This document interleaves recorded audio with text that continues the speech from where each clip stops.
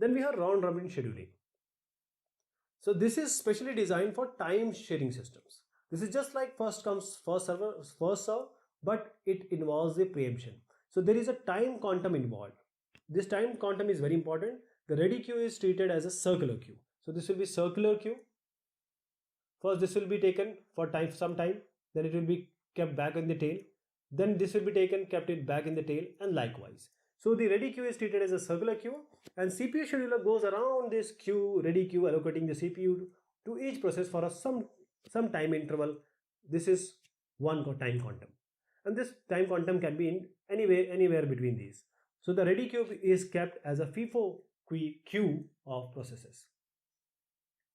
Now what CPU scheduler does, it will select the first process from the ready queue, set a timer to interrupt after one time quantum, and then it will dispatch the process. So what can happen?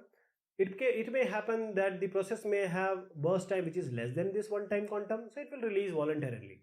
But if the process has CPU which is CPU burst which is longer than one quantum, then it will go off. It will cause an interrupt to the operating system. Then this process will be put in the back, that is tail of the ready queue, and other will be taken.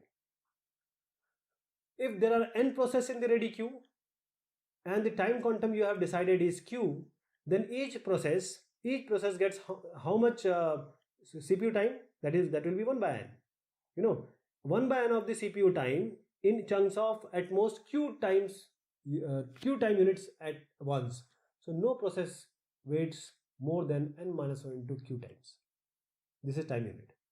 So the RR performance, round robin performance, heavily depends on one thing, that is the size of the quantum you have taken.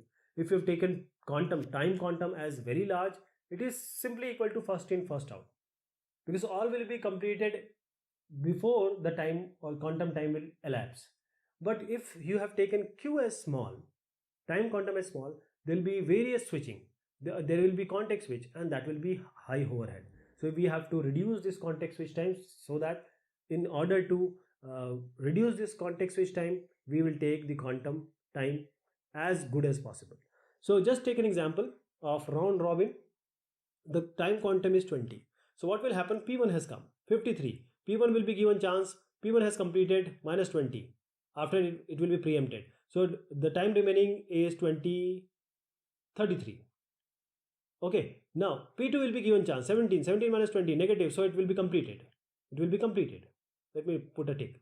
Now again P3 will come. This is simply first come first serve for with the preemptive preemption, and preemption is one quantum. The quantum time is 20 unit time. Now P3 has come 68 minus 20 48. Now 24 minus 20, now 4. So all these are done. Again P1 will come 33 minus 20 13. It is already completed, so this will never come. 48 minus 20 28. 4 minus 20 negative, so it is completed. Now next, all these are done.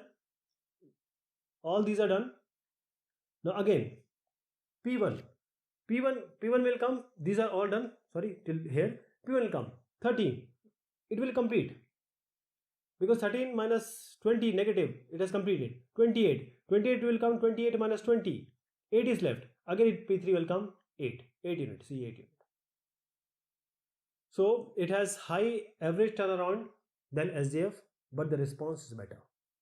So we want the time quantum should be such that the context switching is as less as possible. We'll see the scenario where you increase or decrease the quantum.